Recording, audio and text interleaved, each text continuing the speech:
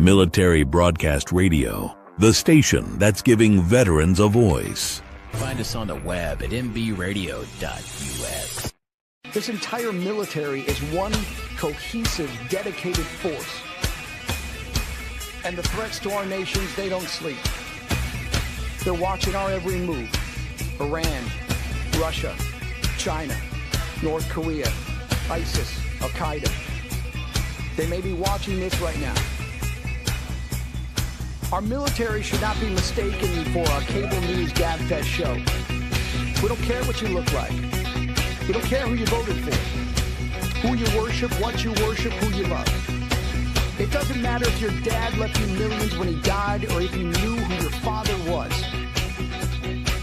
We have been honed into a machine of lethal moving parts that you would be wise to avoid if you know what's good for you. We will not be intimidated. We will not back down. We've seen war. We don't want war. But if you want war with the United States of America, there's one thing I can promise you, so help me God. Someone else will raise your sons and daughters.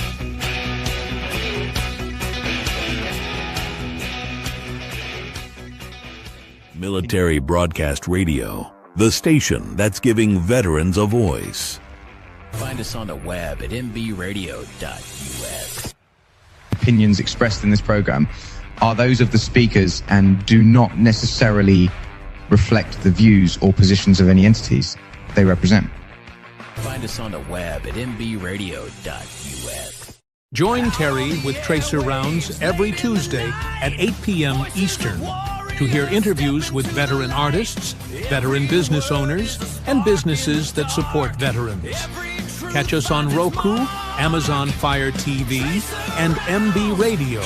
If you miss a show, you can listen again on Reefs Across America Radio every Wednesday at 3 p.m. Eastern. Tune in to see if you are on target. MBR, giving veterans a voice. And welcome back to the Tracer Rounds Show. And I'm Terry, your host, and you're on Military Broadcast Radio, where we're giving veterans a voice. And tonight's voice is to Michael Sugrue. And he is an Air Force veteran, and he is a retired police officer, and he is an author. Welcome, Michael. Thanks for having me. So excited to talk to you. I found you on Instagram, and I found your book, and I ordered it, and I started reading it. And I'm telling you, I would be traumatized by my first couple weeks on the police force as well. You know, there's a lot you see and do that people just would not think of and would not know of, and probably shouldn't know of, I guess, is probably how that should go. So you were in the Air Force. You were active Air Force, right? Correct. I served 6.5 years in the United States Air Force. I was a security forces. I went in as a second lieutenant right out of college, eventually promoted to captain. I was stationed all over the world, South America, Europe, Middle East. I focused on anti-terrorism, force protection, air-based ground defense, foreign airfield assessments. And I was also a Phoenix Raven, which is a very specialized subset of security forces members. I go into more detail about that in the book.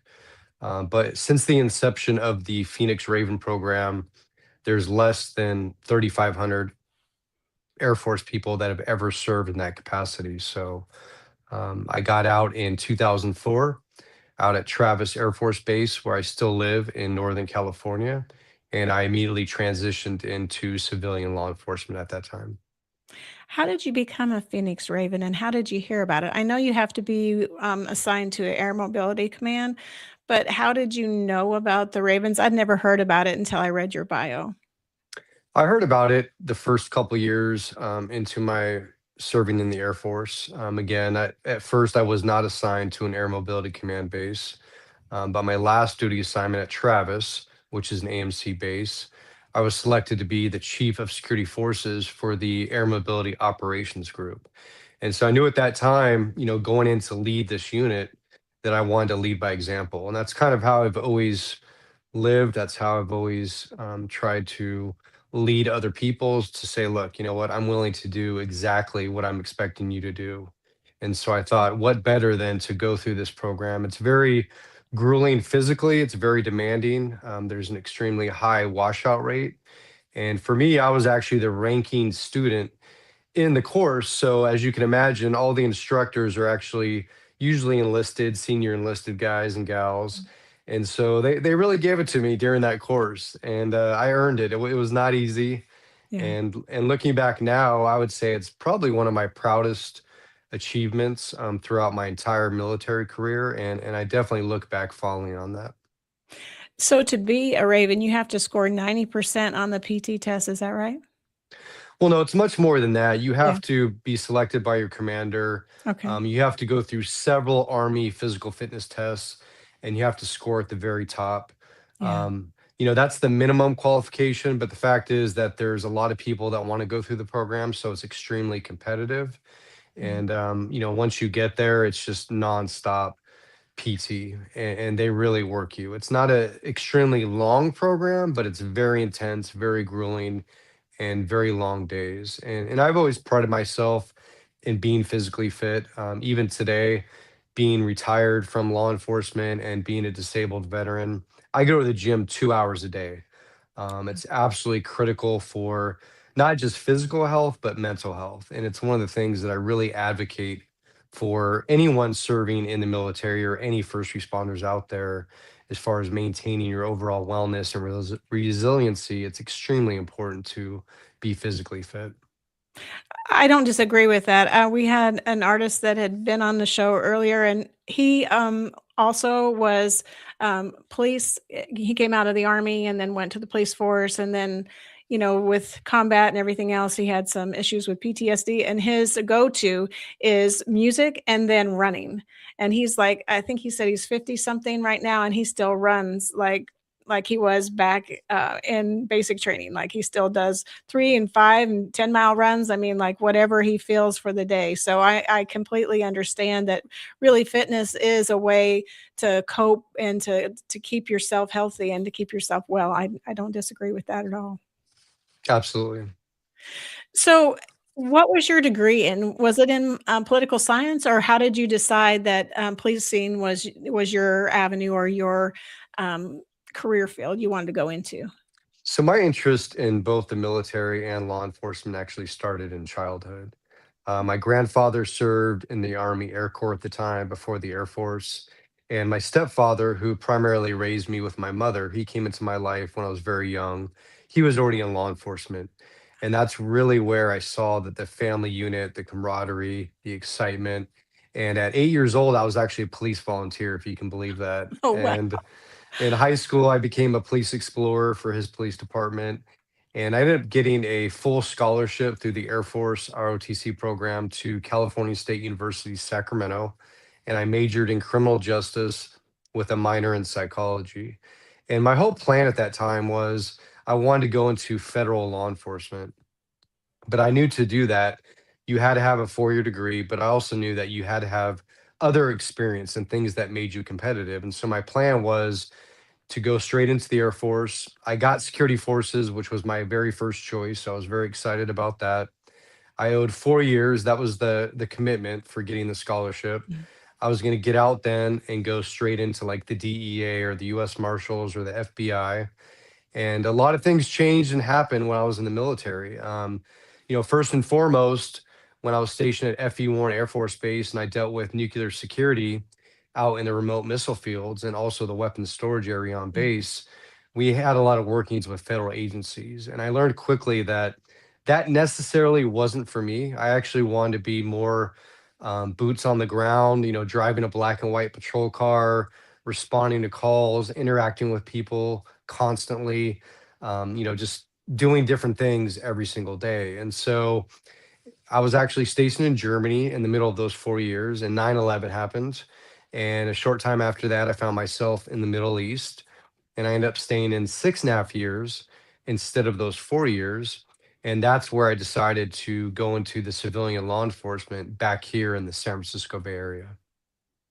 Wow, you've had like a whole upbringing in the policing and with both military and then now on your retired policing side. So you grew up with those experiences, and so you just didn't. You knew that was your lane. And so once you got out of the military and you joined the police force, how did you find that? I mean, what was when you were actually on the job, how did you deal with some of the things you saw? Because did you expect to see some of the things that you saw as a policeman? Of course, with my background and my upbringing, I had a lot of exposure to the civilian law enforcement. I did tons of ride-alongs when I was actually a teenager, and so I saw early on firsthand what law enforcement officers have to deal with, and that drew me to the job. Honestly, I Okay. mean, just the danger, the excitement. So I can't say that any of it was unexpected, but what I think people don't realize, and I am both military and retired law enforcement, so I can Yeah. speak to this. But I think the general public, when they see combat veterans, and again, only a small percentage of military members are actually even combat veterans, but the ones that are, they usually go to a defined hostile area for a defined period of time. They may do that once in their career. They may do it two, three, four. I mean, if they're special operations, they may do it over 10 times Right. in their career, right? So, and after they leave those dangerous areas, they're usually back stateside at their homes and their bases, and they're not exposed to that same threat, that same risk. Yeah. Whereas if you look at law enforcement officers, every single day for up to 30 years or more in a career, you are at combat. Every single It's call that we go true. to, every single vehicle stop, every single contact, pedestrian stop, bicycle stop, all these are unknown people. Some could be wanted, some can be armed and dangerous, they could be high, they could be on drugs. They may want to kill us. And so there's a lot of unknown. And you have to be ready mentally, physically, I mean, 24/7. And if you take that even a step further, and you look at a few years back when the huge anti-law enforcement came to light, that movement, Yeah. you have law enforcement officers and their families that are constantly watching their back, going home when they're off duty, when they're out with their loved ones, and there's just that constant threat at all Yeah. times. There really is no safe zone or safe area. And ironically enough, I think the general public equates, post-traumatic stress disorder, what I call post-traumatic stress injury. It's kind of expected. It's, people are aware of it, they try to mitigate it. But when they look at our first responders, including firefighters, dispatchers, paramedics, and especially police officers, they don't equate the same. And I Right. honestly would argue that the level of exposure to traumatic incidents is much, much higher as a civilian law enforcement officer than most of the time in the military. And again, I'm not comparing here, I'm not saying one's better than the other, but the reason why I'm talking about this is to illustrate that our first responders are literally exposed to hundreds and hundreds, if not thousands, of traumatic incidents over their entire career. Yeah, I'd have to agree with you. Just hearing you talk and then understanding the state of alertness that you're under all the time, because like you said, it's the unknown, and really and truthfully, when everything was set against police officers, when the media and anybody that could have a voice was having a voice against police and against any kind of law enforcement, so be it federal agents, ICE, or any of that other stuff.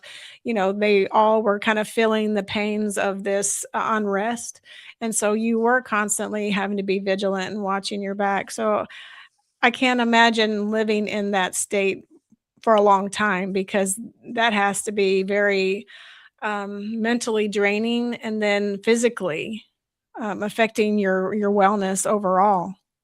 It affects everything. And I mean, Yeah. even now, I medically retired in 2018 from law enforcement. So we're talking almost 8 years later, and I'm still always on high alert. I'm always scanning. My back is always to the wall. I'm always facing the door. I always know where the exits are. I'm scanning for weapons. Every single person is still a potential threat in my mind. And so Yeah. I would say that although things have gotten a little bit better and they've lessened, especially with Yeah. my work on recovering from post traumatic stress, I honestly don't think it will ever go away.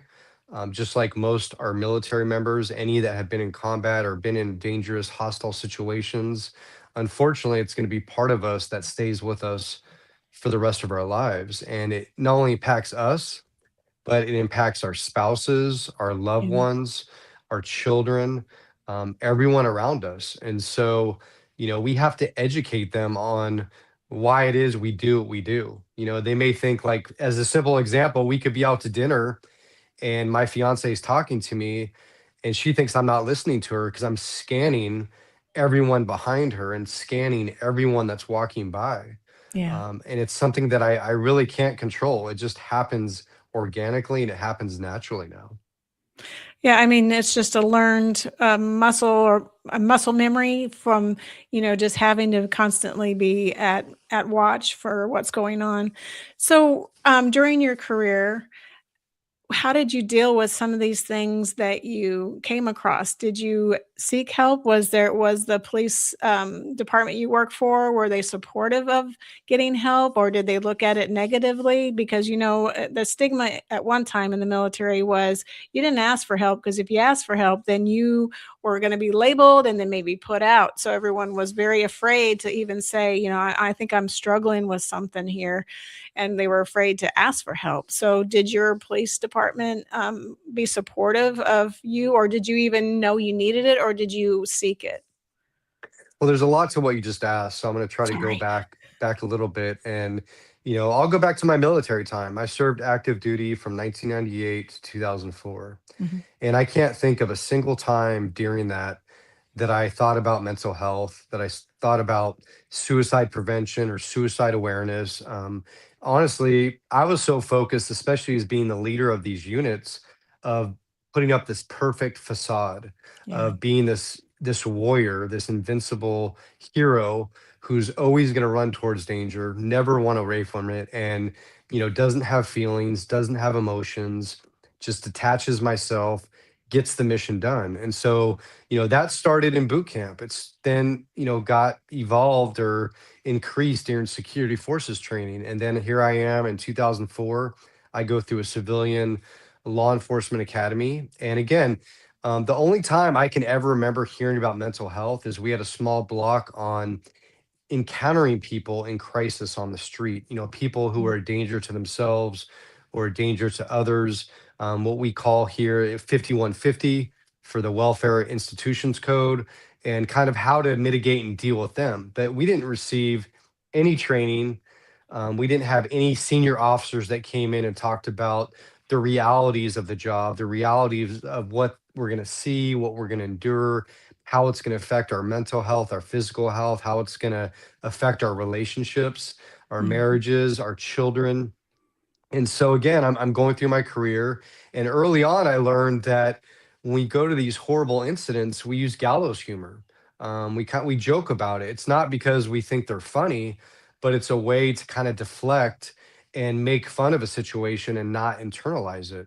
And Right. so, really, that's what I did for many, many years. I didn't process any of it. I didn't talk about any of it. I didn't deal with any of it. I just kept stuffing it down and stuffing it down, thinking that it would just magically go away and disappear. Yeah. And it was 8 years into my civilian career when I was involved in a fatal shooting, a very traumatic incident where a guy with a butcher knife was trying to kill a couple inside a condominium. And then he tried to kill myself and my fellow officers. And what I tell people is that incident, for whatever reason, it took away that feeling of invincibility that I had those 6.5 years in the military, now 8 more years in civilian law enforcement. And it was gone in a millisecond. And at that point, my life kind of started spiraling downward. But I don't think it's because of the shooting. What I think it is, it's the tipping point. My Yeah. jar, if you can imagine, is just filling up with these traumatic incidents. I'm not dealing with them. I'm not processing them. And that shooting caused my jar to start to overflow and my life to kind of start to fall apart. And I didn't have any healthy coping mechanisms. My idea of dealing with PTS at that time was just to drink more, isolate, not talk to people, drink myself to sleep. and it didn't work. Eventually, I started having major marital problems. Eventually, then I was getting divorced. I was having health issues. I got sued immediately by the family of the guy that tried to kill me and my officers, Oh my endured a goodness. 4-year federal lawsuit. And during that time, my agency was very progressive. We had peer support. We had a contracted therapist who specialized in first responders. We did training like once a year. But again, I didn't believe in those programs at that time. I thought Mm. that if I were to seek out help or talk to anybody, that would be weakness and Yeah. that nobody would trust me. Nobody would want to follow me and they would look down upon me as a leader. And so again, I just stuffed it away, stuffed it away. And now 4 years after my shooting, I mean, literally everything is just going downhill. And it Yeah. got to the point where I did not want to be here anymore. I literally started trying to get myself killed in the line of duty, hoping I got killed by a bad guy. So the opposite of suicide by cop, I was hoping for suicide by a bad guy. And it was the fateful event close to the 4-year anniversary of my shooting. My best friend tried to kill himself when I was on duty. Oh my And goodness. that was my wake up call. Yeah. Thank God he survived. But a month after that is when I finally got the strength and courage to ask for help after those 4 years of just suffering in silence. And initially, my agency was very, very supportive in the beginning. Yeah. But when my recovery wasn't quick enough or fast enough for them, that's where they turned their back on me. And that's what I call the administrative betrayal or institutional betrayal. And that really just hit me to the core. Yeah. Yeah, there's not a timeline for healing. It doesn't matter if someone thinks, oh, that should only take a couple of weeks. You should be fine. Just get a couple of counseling sessions, just, talk it out, should be just fine. But things don't work on that type of timeline. So it's unfortunate that your department decided that you had to be on a timeline in order to be better or to get better, for them to be able to support your, overall mental health and physical health. It's unfortunate that it came to that, but like you said, you're used to just saying it's going to be okay and not dealing with it and just moving on. And at some point, like you said, it just gets to where you can't move on anymore. Everything just starts to unwind and then you've got to figure out how to fix it. So your department wasn't supporting you in fixing it. So what happened next? What did you do in order to get to the place you are now? Well, unfortunately, I made the decision to medically retire 8 months into my recovery. And Mm. they actually, at that point, dropped an internal affairs investigation on me for something that supposedly, allegedly happened years earlier. And so that actually held up my medical retirement for another 8 or 9 months. Oh, And, wow. during that period, there was just a lot of unknown. And, Yeah. but I did have a outstanding support circle as far as a culturally competent therapist and clinician. I had gone through the West Coast post trauma retreat. I had found these first responder support meetings. I was taking medication. I was doing meditation. I was just doing all these things to get better. And Yeah. so I actually remember when I finally did medically retire in August of 2018, I was still ashamed and embarrassed to tell anybody outside my inner circle of what I had gone through and all the things that I'd experienced and the feelings that I was having because I remember thinking initially when I asked for help that there was something wrong with me that people wouldn't understand and that I was the only one. And I Yeah. realized through my recovery that there's countless of my brothers and sisters out there who Right. have gone through or are going through the same exact thing. And until you start to get that help and until you start to meet other people in the same situations and see how they've come through it and see how they've come, recovered, Yeah. that's what truly gives you hope. And so I remember it was about a year after I medically retired. Ironically enough, this podcast host, and I'd never been on a podcast, I'd never publicly shared my story.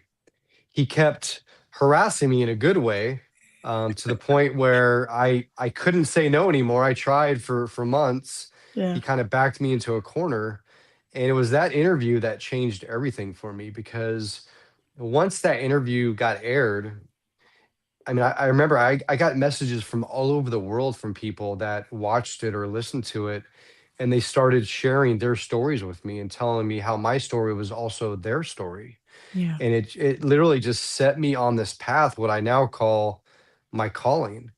This is my purpose. This is why, other than my daughter, the reason I get up every single day is because I want to give back and show people the light. I want to show them the hope, and I want to show people that no matter how dark it is, because trust me, I was there. I was to the point where I didn't want to be here anymore. But Yeah. now I'm living a better life than I ever have, than I ever imagined. And it wasn't easy. It Yeah. took time. It took patience. There was good days, there was bad days, there was setbacks. There's still a lot of things that I have to do now to maintain my wellness, to maintain my physical health and my mental health. And so, again, I don't want people to be under the illusion that I'm saying this is easy, Yeah. especially the longer that you wait to get help. Know that it's probably going to take longer to get better, but it is possible. And I'm living proof of that. That's awesome. I mean, you went from dealing with all these things to finally focusing on getting well and getting healed, and now you're sharing your story, which is helping others, and you are giving back because you do speaking engagements too, and you Yeah, I work speak. for a foundation as well. Well, so I speak all over the world. I'm actually speaking in Italy next month, but I will tell Wow. you that I only speak about 4 to 5 times a year maximum, because the old me was so career focused and focused on my job and promotions and special assignments, where now I'm focused on living life. I'm focused on my family. I'm focused on my daughter. And so I really limit my speaking, because it does take so much out of me. Like, literally, when I speak, I rip open my heart and soul for the world to see and to hear, Yeah. knowing that it's going to help them. And I'm also a peer volunteer for the West Coast Post Trauma Retreat, which I went through as a client back in May of 2017. That program absolutely changed my life. And I'm also an ambassador for Save a Warrior, SAW, which is also for military members and first responders. And that program focuses on childhood trauma, something that I didn't think I needed to address. But in reality, it was that last piece, that last thing that I needed to address. And so now, having gone through that program, again, that program changed my life. I'm now an ambassador for them. And I will tell you that both of those programs are absolutely life changing. And if anyone wants to know more about them, you can simply just Google either program, Save a Warrior or the West Coast Post Trauma Retreat. That's awesome. Thank you for sharing those resources because I'm sure there is somebody that will take advantage and be helped by it. So thank you for sharing that. So how did you decide you wanted to be an author, or why, or how did that come about? It's actually a great story. So it's something, again, I never planned on. I truly believe, just like that first podcast interview, everything happens for a reason. If we go back in time, right before COVID happened, my co-author, her name is Dr. Shauna Springer, or Doc Springer. She's a Harvard graduate. She's a licensed clinical psychologist. She had worked for the Department of Veterans Affairs for many years and worked with hundreds and hundreds of combat veterans. And now she works for a Stella, which is a company based out of Chicago that does a stellate ganglion block, which is a physical treatment for the physical symptoms of PTS. I didn't know her, but she reached out to me on LinkedIn and sent me a message and just said, "Hey, I see that you're out there, you're doing things in the realm of mental health and suicide prevention. I've listened to some of your interviews, and I would love to just set up a phone call to see, if we can help each other out, or we can work together." And so I'm like, "Yeah, no problem. Let's do it." And so she calls me up, and I tell her my story that's in the book, Relentless Courage, Winning the Battle Against Frontline Trauma. And Got mine she told too. me, she told me about what she's doing. And after I told her my story, she actually asked me point blank. She said, "Have you ever thought about writing a book?" And I kind of laughed because I said, "Well, I've been asked this a few times before." I said, "But a couple things. First of all, people don't know, but in civilian law enforcement, like 90% of our job is just writing for hours and hours and hours. I mean, every contact, every ticket, every criminal case is just nonstop writing. And I am Right. so burnt out from writing. And the other thing is that with post traumatic stress, um, unfortunately, I don't have that same focus that I used to have. I don't have Mm. that same drive that I used to have in certain areas. And so we kind of left the conversation at that. A week later, she hits me back up and she said, "Look, Michael, I can't stop thinking about your story." And she said, "Look, I've heard countless stories, but your story is very unique and your story is going to save countless lives." And Yeah. it turned out that she had already written, I think, 3 books. She wrote 2 books by herself and she collaborated with another veteran on a third book. And she was already a best-selling author. And she said, "Look, I want to work with you and I want to do this project together." And this is only our second phone call. Like, we had not even met in person. And I agreed without even meeting her in person. I said, "You know what? Let's do it." Because I knew in my heart it was right. And then COVID happened. And so we had to work on this project virtually for almost a full year until we actually met in person. Wow. And this book is, it's groundbreaking. I don't know of any other book like it in the world. And I'll tell you why, because it has a very unique format. And it's every chapter has 2 distinct parts. The first part is my story told in my voice, all the way back to childhood until present day. In the second half of every chapter, Doc Springer comes in. She breaks everything down, very easy to understand terms. She explains, what I'm going through, why I'm going through it, the impacts of it on me, on my family members, on my coworkers. And together we show a pathway to healing. Yeah. We truly show what's possible between a veteran, a first responder, and a culturally competent clinician, somebody who truly understands us, someone who truly gets us. And so this book came out in April 2022, and it's been a bestseller for over 40 weeks. #1 in Canada, the US. I think as of today, there's already 921 written reviews, Wow. and they are just, I mean, heartfelt, multi-paragraph reviews on how this book is saving relationships, it's saving careers, but most importantly, it's saving lives. And a year after the actual hard copy came out, the Kindle, the paperback, the Mhm. hardcover, we went into a professional music studio where a lot of famous musical artists have recorded, and we did an audible version in our own voices. Oh, And wow. I mean, I relived every single incident in the studio. So when you hear it, it's not like any other audible. It's like literally like watching a movie. I mean, the hairs on the back of your neck are going to stand up. It's going to give you goosebumps. In certain parts, it's going to make your stomach turn. I mean, it's just riveting. And we did that because we realized, like myself, I can't read books anymore. I mean, I know that sounds funny because we did a book, but I need to do audibles. And so there's such a huge portion of veterans, people with TBI, traumatic brain injury, post traumatic stress, first responders that don't have the time or the ability or focus to sit down and read a book. And so now you can listen to it in the car, you can listen to it at the gym, in the shower when you're getting ready. You can listen to it at any time. And so it's a game changer. It's literally, like I said, saving lives all over the world. Yeah, I think you're right about lack of focus for some that have had traumatic brain injuries or PTSD or things like that, or somebody that just really is busy and they want to read but they just can't schedule it in. So audiobooks is definitely a way to go to hear those stories without having to sit down and direct focus on reading the material.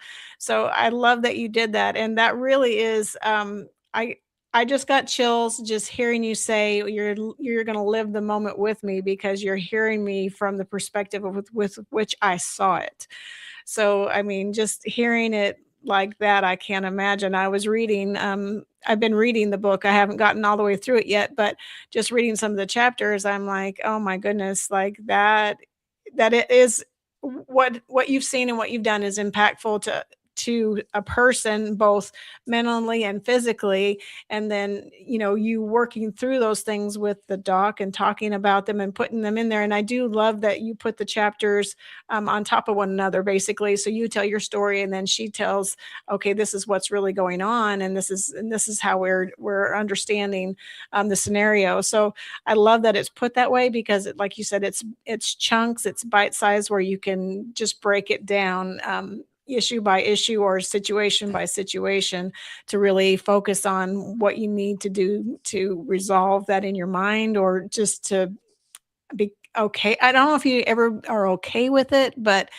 knowing that you've dealt with that it is what it is at this point, and now we need to move forward and we need to focus on getting well and getting healthy. So that really is a good way to do it, I think. And I was really wanting to present it to where I work because I have a civilian job as well, and I deal with police and fire, and so I really wanted to send it to the chiefs and have them really look through the book and really see how it could impact their department and help some of their police officers and firefighters too.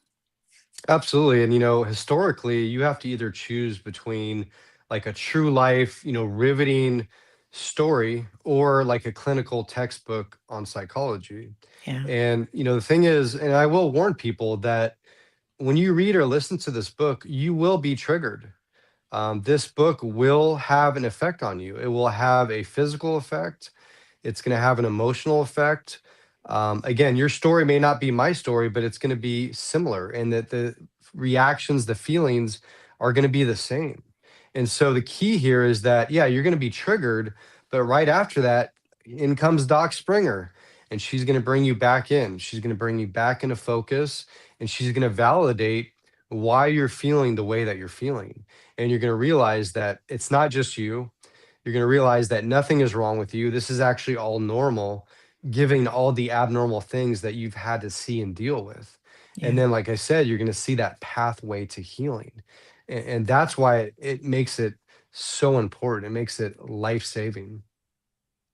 Yeah, I agree. You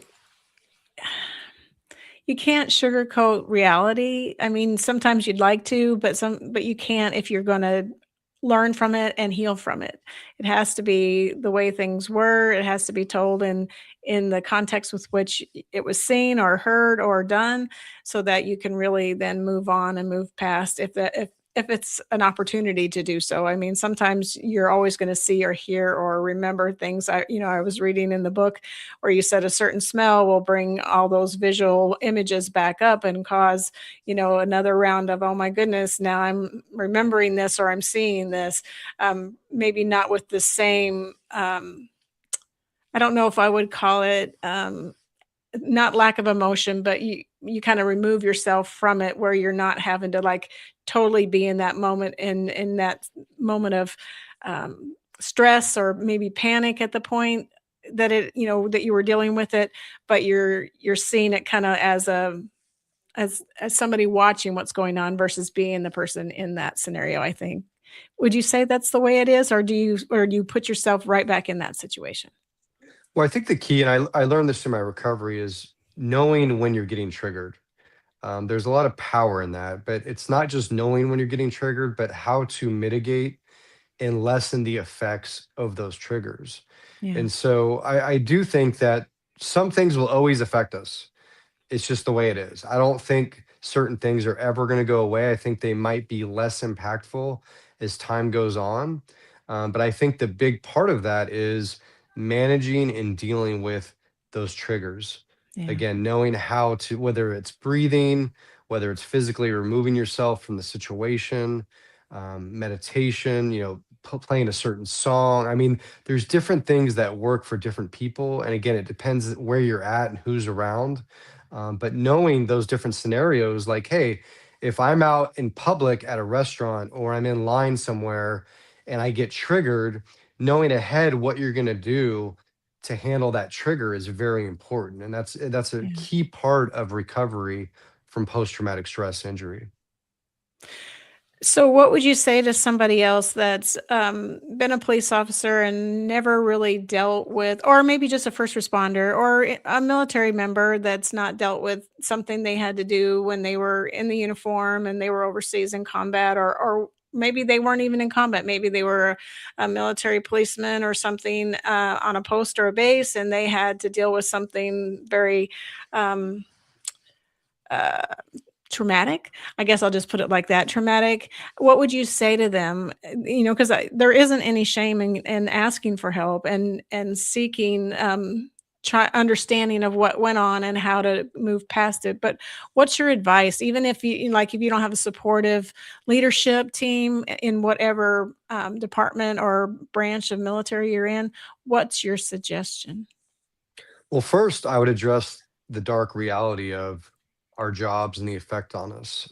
It is a undisputed fact that as a military service member, a military veteran, a first responder, again, whether you're a police officer, a firefighter, dispatcher, paramedic, we are much more likely to die by our own hands than the hands of another. And I'm going to say that one more time. We are much more likely to die by our own hands than the hands of another. Wow. And although we have not talked about this directly, suicide is the number one killer over deaths in combat and line of duty deaths. Undisputed fact. You're much more likely to kill yourself. Okay. So that's the first thing that people need to realize. And the other thing with suicide is, and this is part of what kind of pulled me out of the darkness, is when I learned that a parent that kills themselves, their child is much more likely to kill themselves after that. Oh my Again, goodness. undisputed fact.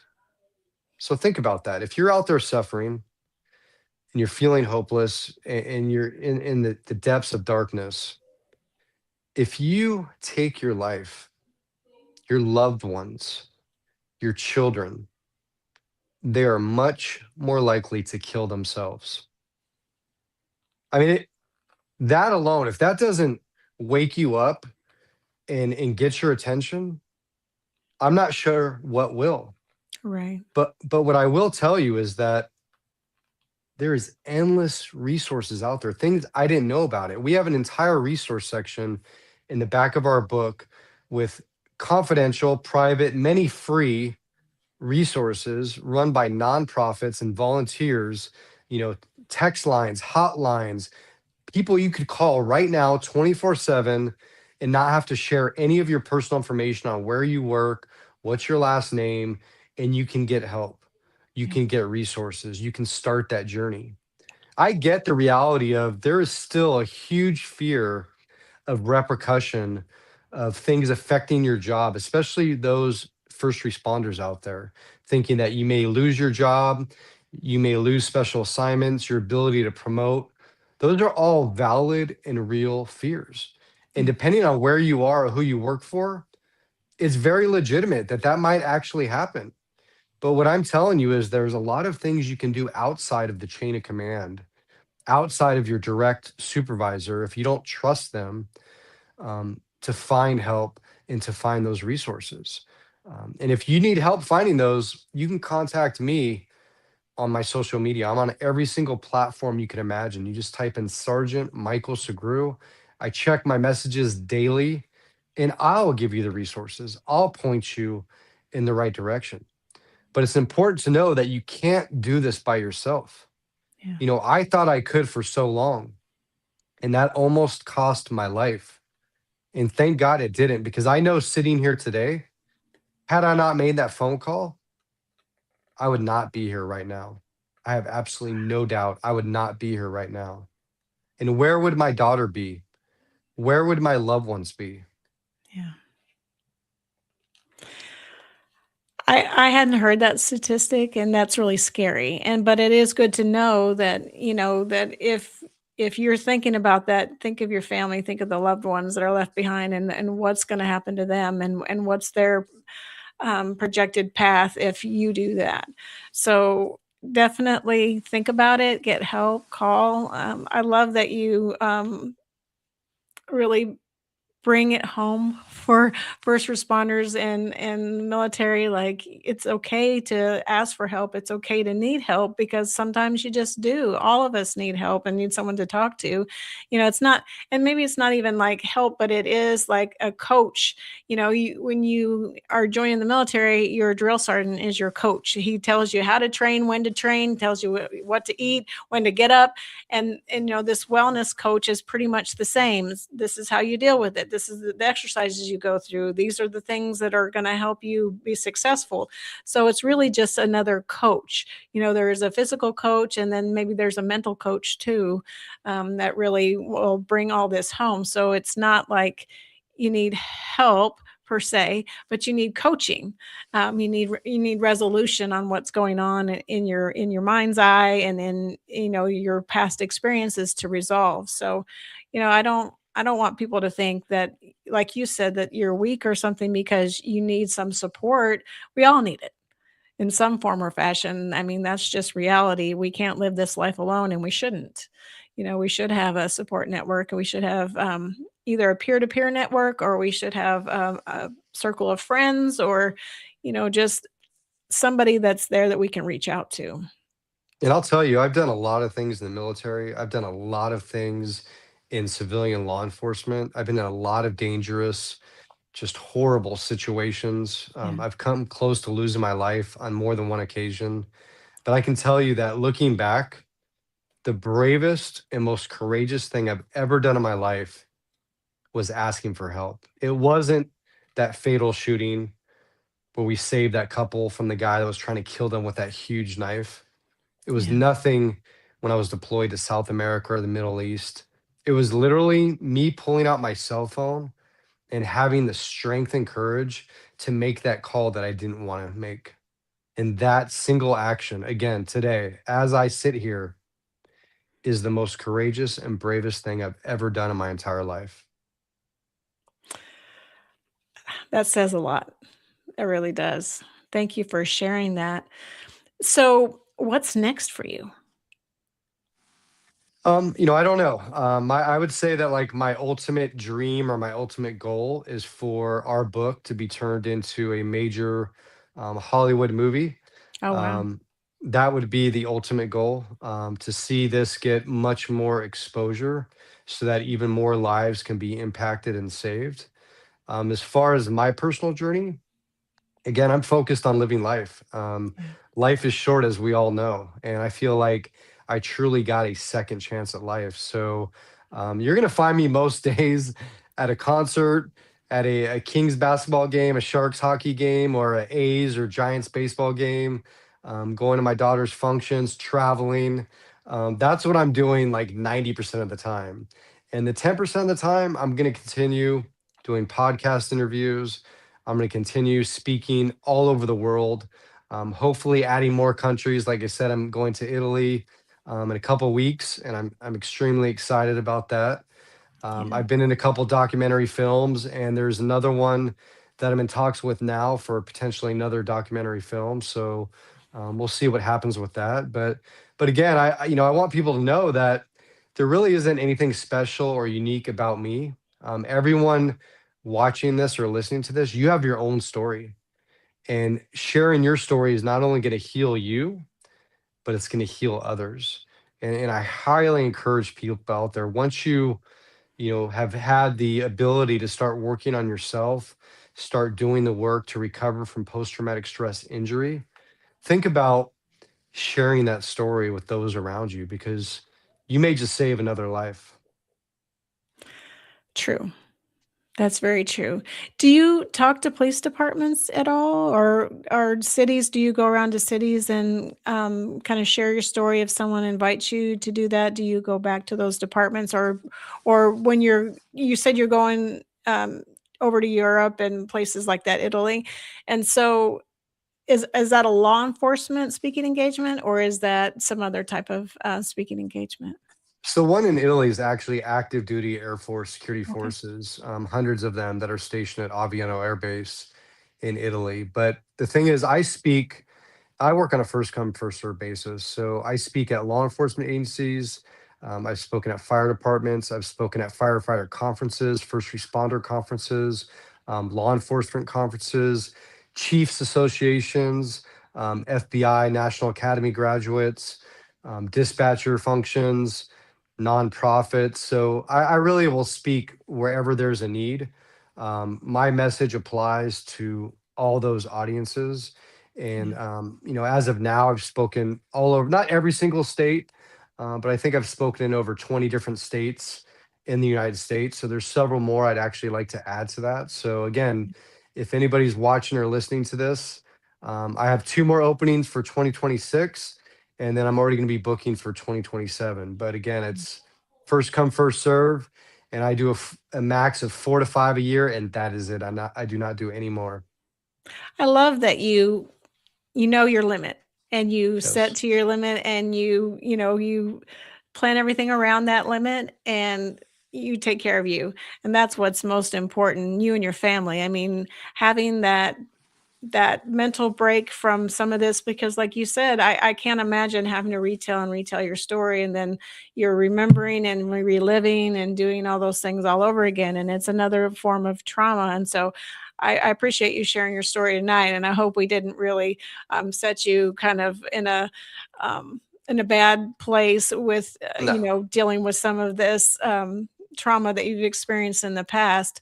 But I really do appreciate you sharing where you've been and how far you've come, and then what you're doing now, because what you're doing now is definitely making a difference in the right communities that need it. Some, like you said, forget how what a day in the life of a police officer really looks like, or the day in the life of a first responder firefighter, because they see things too that you can't unsee. And just, like police officers, you can't unsee some of those things. You see them and they're forever burned in your mind's eye, and you're having to deal with those sometimes. And, you're always, like you said, you're always dealing with these things, and you're trying to figure out how to resolve them in your mind without letting it overcome you or overwhelm you. So I love that you got connected with the right people to make a difference for yourself, and then in turn you can make a difference for others, and you're definitely doing that. Thank you. I really do appreciate you sharing your story. So we've got probably about 3 or 4 minutes left. Is there anything else you'd like to put out about your book, or about what you're doing, or just in general about military service or police service? I do want anybody that reads this book, I want you to personally reach out to me. I want to hear from you. I want to hear what your thoughts were. Again, send me a message on any social media platform: Facebook, Instagram, X, Parlor, Truth. I mean, TikTok, like every single one of them, I'm on there. So again, I want to hear your thoughts. I want to hear how this book has impacted you, it's impacted your family, because that's what keeps me going. Yeah. That's what gives me the strength and the energy to keep sharing my message, to keep talking about this.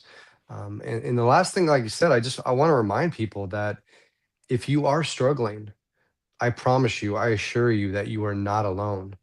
Right. There is nothing wrong with you. The feelings that you're having are actually normal.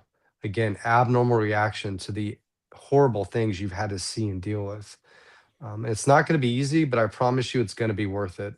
So Yeah. please just ask for that help. That's a good call to action on the part of someone that's struggling, and knows that they need to reach out to somebody. So the first step would be, what would you say, in reaching out? Would it be dealing with EAP if there's one on their job? Would it be the VA if they're a veteran and they have those benefits?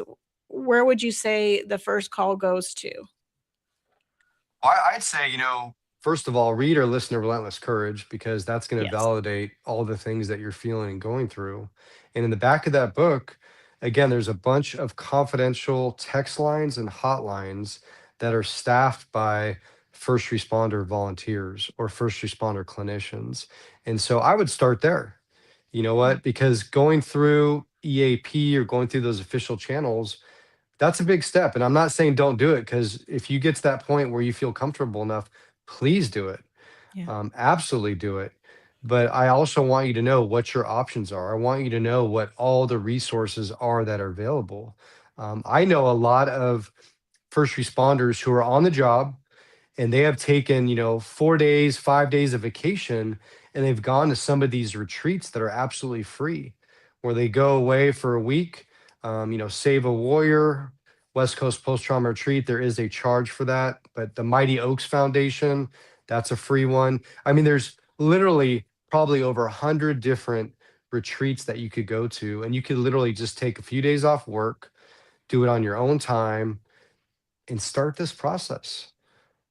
See, because sometimes that might be enough. There might be connections made there with therapists, with other peers that can start you on this journey of recovery. And if that's not enough, then yeah, please go through your official channels, go through EAP. But I will tell you, don't go to some random marriage family therapist who does not specialize with military members or first responders, because it makes a critical difference. And I can't tell you how many times I've heard from people that they went through EAP, they got some random therapist who had no knowledge or no workings with first responders or military veterans. It ended up causing more harm than good. And they went into one session, walked out vowing to never go again. Yeah. And so don't do that. Give this a chance. It takes time. And just like with anything else, you have to have a rapport with your therapist or your clinician. And you're not going to have one with everybody. It's just, we're human. It's human nature. We don't always mesh. And so if you meet one, no harm, no foul, but you don't feel the connection, you don't feel the vibe, that's okay. Move on, find another one. Yeah. And find one that, like I said, that you feel comfortable with, that you trust with your life, that you can tell anything and everything to, and know that you're not going to be looked down upon. You're not going to be judged. That's very good advice. It's very good advice, because you really do have to find someone that understands the job. With one of the places I work, we have for our police and fire, we have a peer-to-peer network, not just our EAP. This is a separate benefit just for police and fire, dealing with a peer that's been on the job, understands what you're going through, what you've seen, what you've done. So that way you're talking to someone that has a frame of reference, that you're coming from. So that's very good advice, and I highly recommend that as well. So I want to thank you for your time tonight, Michael. I am enjoying reading the book. I say enjoying, but I'm enjoying understanding more and reading how you get through some of that trauma or some of those things.